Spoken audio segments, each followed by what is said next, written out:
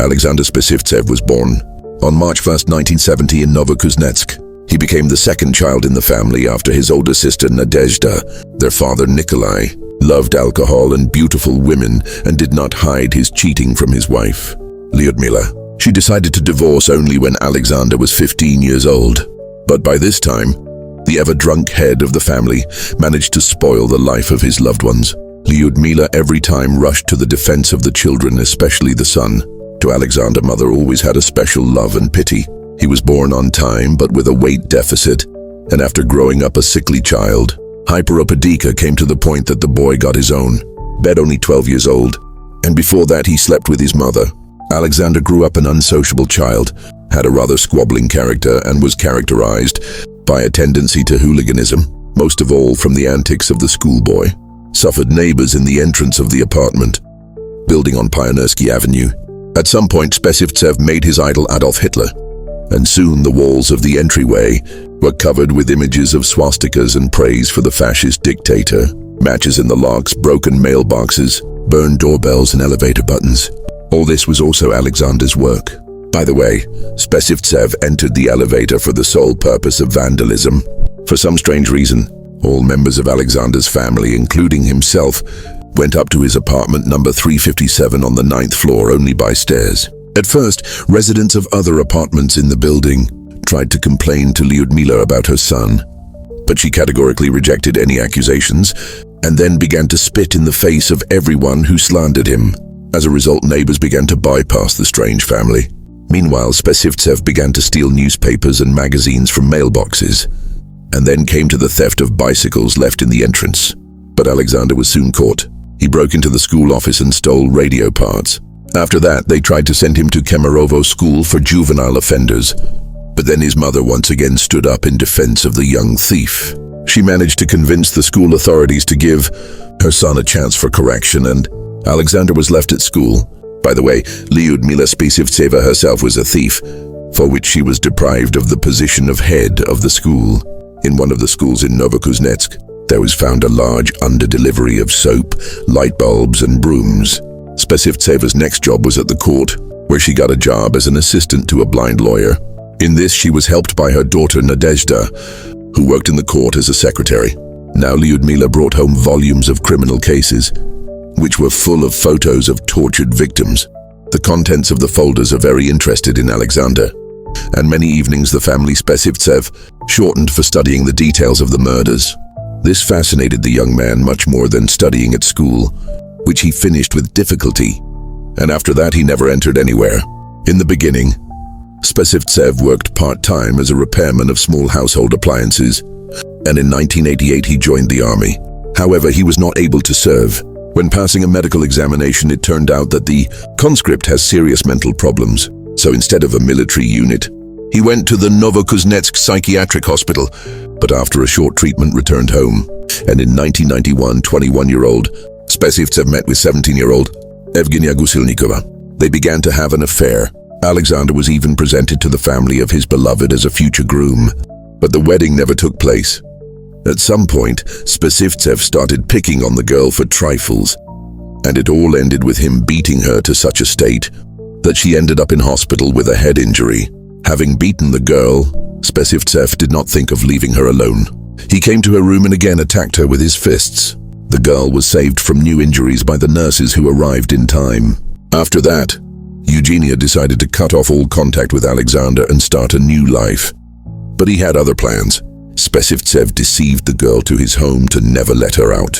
By that time, his mother and sister had moved out to another apartment, ostensibly not to interfere with the future newlyweds to organize their lives. Spesivtsev mocked his victim for a long time, starving him, beating him, stabbing him with a knife and burning him with a lighter, drowning out his screams with loud music. The neighbors, accustomed to the noise from apartment 357, did not pay attention, and the girl's parents did not immediately miss their daughter. They thought that the girl was spending time with her future husband. They turned to the police only a month after Eugenia's disappearance. Soon operatives went to Spesivtsev and broke down the door to his apartment. The girl was dead, her tortured body, on which there was no living place, Spesivtsev put in the bed, and he himself slept next to it. Forensic experts found that the girl died of sepsis. Meanwhile, Spesivtsev, who was found sane, categorically denied that he had abused his fiancée and starved her to death. Moreover, he began to claim that he faithfully looked after Eugenia, who was ill and refused to eat. Lyudmila also supported her son's version. She was so outraged by the accusations that she even threw stones at one of the windows of the local prosecutor's office. Soon, Alexander was again sent for compulsory treatment, this time in a specialized hospital in the Oral region. Shortly before that, shortening his days in the pre-trial detention center, the maniac had inscribed a letter on his hand, the memory of his tortured lover. But Spesivtsev still did not lose hope to arrange his personal life. Already in the hospital, he implanted a metal ball under the skin of his genitals. Instead of pleasure, intimate piercing brought Spesivtsev big problems. He began to experience festering and severe pain in his groin. After 3 years of treatment, the man, deemed not dangerous to society, left the mental hospital with severe inflammation. Spesivtsev settled down with his sister and mother, but by no means sought social adaptation. Instead of looking for work, he began to hang around at the train station in Novokuznetsk, where now and then joined companies of homeless people. At the end of February 1996 at the station, he met 20-year-old Elena Trunova, who worked as a nanny in a kindergarten. The girl agreed to go to visit her new acquaintance. According to the memories of Spesivtsev himself, in the apartment he told Trunova about his problems because of intimate piercings, and she allegedly grinned. Between them began a quarrel. At some point, Elena swore at Alexander and he snapped. "You go to sleep with pain and wake up with pain, and then someone says it in your eyes or reminds you of it. I just hate people like that." Having tortured his victim enough, the maniac killed and dismembered Trunova and ordered to get rid of the remains to his mother, who took them without complaint to the vacant lot and buried them under the cover of night. A month later, Lyudmila Spesivtseva again went to the vacant lot with buckets containing the body parts of the third girl, whom the maniac lured into his apartment. In April of the same year, 1996, Spesivtsev noticed a group of teenagers walking idly around the construction site of a city department store. He approached the school children, offered them a smoke, and then encouraged them to go with him and steal the apartment. The teenagers decided that Spesivtsev was offering them an exciting adventure and went after their new acquaintance. Alexander led the school children to his apartment, locked the door, and ordered them to go to the bedroom. As soon as the company entered the room, the maniac took out a knife and killed the teenagers one by one, and then put the bodies in a corner, covered with a rag, and waited for his mother. By that time, she had gotten a job as a watchman at a kindergarten and still lived with her daughter in another apartment. Spesivtseva visited her son only a week after the mass murder, and in the corridor, she came across 6 decomposing bodies, which she had to get rid of. Later, the maniac claimed he did not know what his mother had done with them. But the next morning in the apartment, nothing reminded of the massacre. Spesivtseva allegedly threw the dismembered bodies into the Abu River, which flows not far from the house. In May 1996, Spesivtsev again went to the construction site and met 4 teenage girls nearby. The maniac lured them to his home with an offer to sell soap. The bodies of the schoolgirls stabbed to death by Spesivtsev were once again disposed of by his mother. By that time, the Spesivtsevs had started feeding their pet, a huge dog, with the remains of the victims. Whether they themselves ate human meat is unknown. Meanwhile, the Spesivtsevs continued to kill.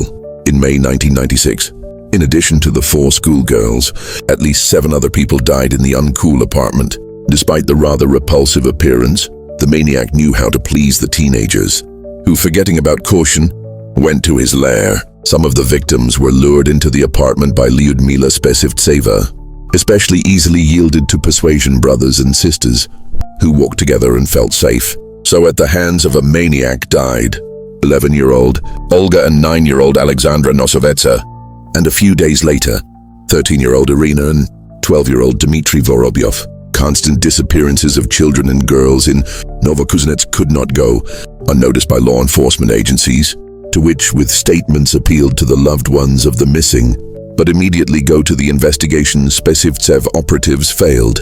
At the same time, different versions were worked out.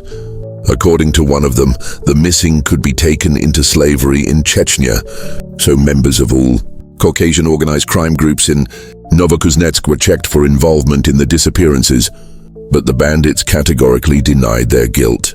and the investigation had no direct evidence. There were other assumptions, for example, that the disappeared were victims of black transplantologists. And in June 1996, the whole city was shaken by terrible news. On the banks of the river began to find parts of human bodies. Decomposed heads, arms, legs, torsos, mostly children. Examining the remains, experts found that the bodies were dismembered with saws and scissors. The police had no doubts that Novokuznetsk was being plagued by a maniac. Additional forces, experienced investigators and operatives began to arrive in the city to help them. The military were also involved, who combed forests, attics and basements and were on duty on vacant lots. In involvement in the crimes of Alexander Spesivtsev suspected and another maniac, the Italian ripper Oleg Rilkov, who in the same period of time killed in another city. But after Rilkov's arrest, it turned out that he had not traveled outside of Togliatti. Surprisingly, the detectives could almost immediately catch Spesivtsev. They began to check all mentally ill citizens who were registered with specialists. The check was carried out in the shortest possible time, but only the maniac himself in the lists of the mentally ill was not found. At the time of his discharge from the Orel Special Hospital was not recorded in the documents, and therefore neither the staff of the local dispensary nor the police knew that Spesivtsev had returned to Novokuznetsk. Otherwise, investigators in connection with Spesivtsev's recovery had to give a go ahead to his criminal case on the massacre of Eugene. In the end, the fatal negligence of doctors led to many deaths. However, the police also made a miscalculation. One of the neighbors of the Spesivtsevs complained about the corpse smell on the staircase, landing and constant loud music coming from Alexander's apartment. But this information was ignored. Nobody came to the maniac with an inspection. From June to the end of August 96, the maniac killed 4 schoolgirls, 2 women and a 35-year-old man. But the most terrible massacre Spesivtsev arranged over 3 friends, Anastasia Bodnaeva, her age Evgenia Barashkina, and 15-year-old Olga Galtseva. The schoolgirls got acquainted in the hospital, where they were examined together and sometimes went out for a walk in the city. On September 24th, as usual, they went for a walk and went to a grocery store to buy water. On the way out of the store, the friends met a small, gray-haired old woman. The pensioner complained to the girls that she could not open the door of her apartment and asked for help, promising in return to give the schoolgirls disposable cups for water. The friends agreed and followed the stranger. She was Lyudmila Spesivtseva. The pensioner led the schoolgirls to her apartment and rang the doorbell. It was opened by Spesivtsev, who had almost lost his human form, with his huge dog standing next to him. The girls, stunned with horror, obeyed the maniac's demand and entered. Spesivtsev, who introduced himself to the victims as Andrei, drove them into the bedroom and ordered them to wait. The schoolgirls begged to be released. Zhenya cried especially loudly. Then Spesivtsev decided to inject a sedative into her vein.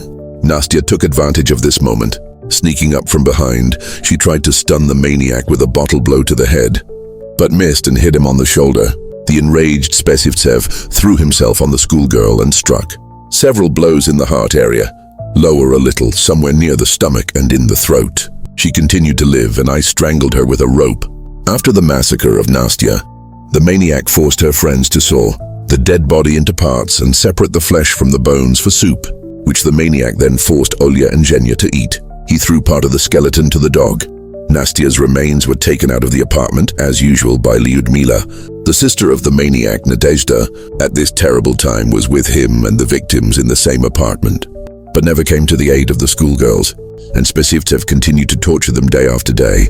He was especially cruel to Zhenya, who was raped, tortured with a soldering iron, broke the girl's arms and smashed her head several times. The maniac sewed up the wounds with an ordinary needle and thread. Once Spesivtsev literally became furious and beat the girl's head on the floor for a long time. Her friend Olga tried to save her, who spent an hour giving the girl artificial respiration, but Zhenya's injuries were too serious. She passed away. Olga Galtseva would later tell investigators that Spesivtsev did not touch the body of her murdered friend for 3 days, so manifested his perverted religiosity. The maniac dreamed of burying all the body parts in one place, but did not have time. On October 24, 96, the police finally came to him. A few days before, one of the Spesivtsev's neighbor's radiators started working badly. The woman contacted the Housing and Utilities Department, and the communal workers started a door-to-door round of the residents. At some point, they reached the Spesivtsev's apartment on the 9th floor. But Alexander flatly refused to let them in. He stated that he was mentally ill and locked up by his own mother. The maniac repeated the same legend to the policeman who came to check on him. As a result, a police squad arrived at the Spesivtsev's apartment and the door was broken in. The guards of order who entered the apartment were stunned. There was a corpse odor, and there was a terrible mess. The maniac kept 82 items from the closet of his victims, down to children's shoes. From the bodies of the dead, Spesivtsev removed about 40 pieces of jewelry, rings, earrings, and chains. All this was stacked in a separate box. The killer liked to take pictures of his victims on an old Polaroid before they died. The police found Olya, who had been stabbed several times in the stomach with an awl, half dead on the floor of one of the rooms. The girl was waiting for the maniac to burst in and kill her. He promised to do so if the police came. The girl was taken to the hospital. She managed to testify, but despite all the efforts of doctors, she died of pulmonary edema 3 days later. Meanwhile, the police did not catch the maniac at home. He managed to escape on the fire escape ladder to the roof of a high-rise building and hid there. And when the police left his apartment, left the house. But a couple of days later, Spesivtsev returned to the entrance, where he was detained by the policeman on duty there. There was nothing left for me to do. I was denied treatment, and I have a weakened immune system. I wrap myself in a jacket and a sweater in the summer. And look at all my hands. They have sores all over them. That's how he tried to explain his desire to kill. Soon, Lyudmila was also in the hands of the police. The maniac did not hide that the mother was his active accomplice. Although the woman herself at confrontations denied most of the criminal episodes and called her son's words a lie. Spesivtsev confessed to 19 murders, committed from February to September of '96. According to some reports, he may have up to 82 victims on his account. This is evidenced by the clothes found during the searches. At first, the investigation managed to prove his involvement only in the massacre of Bernaiva, Barashkina and Galtseva, as well as in the death of the first victim, Elena Trunova. For his crimes, Spesivtsev was waiting for the death penalty. But in 1997, the maniac was sentenced to only 10 years in prison, a surprisingly lenient punishment given the severity of his crimes. A year later, a new trial against Spesivtsev began. Investigators completed gathering evidence for 15 more murders committed by the maniac. It seemed that the death penalty for him was inevitable. But to start a new trial, Spesivtsev had to be sent for examination, this time by specialists from the Serbsky Institute. After several months of work with the maniac, they insisted on sending him to a mental hospital. Alexander Spesivtsev was sent to a special hospital located in the city of Kamyshin, Volgograd region. There he is still there. The maniac does not complain about life and eats well. Even the nails on his hands and feet, Spesivtsev does not cut himself. This is done by nurses. The maniac was recognized as a disabled person of the second group and receives a pension of several thousand rubles. Spesivtsev sends part of the money to his mother and spends it on chocolates. The other part he saves for a music center. In his leisure time, he reads books, writes poems, and does handicrafts. Alexander makes applications and draws. Some of his works he sends to his mother. Lyudmila Spesivtseva was sentenced to 13 years in prison and was released from the Marinka women's colony in 2009. After her release, she left Novokuznetsk together with her daughter Nadezhda. By the way, in 2013, the women tried to return to their apartment on Pioneersky Avenue, but the Spesivtsevs faced fierce resistance from the building's tenants. In the end, Lyudmila and Nadezhda were able to get to their home only under the cover of police officers, who helped the women bring their belongings in. But they did not live there for long and disappeared in an unknown direction, and their apartment is still empty. There are no buyers for it, and no one wants to rent an apartment with a terrible story. According to some reports, the relatives settled in the city of Osiniki, Kemerovo region. Having learned about it, local residents began to apply to the administration of Osiniki and demand to expel the ogres from the city. By mistake, they even hounded a pensioner who looked like Lyudmila. The woman began to receive curses and threats.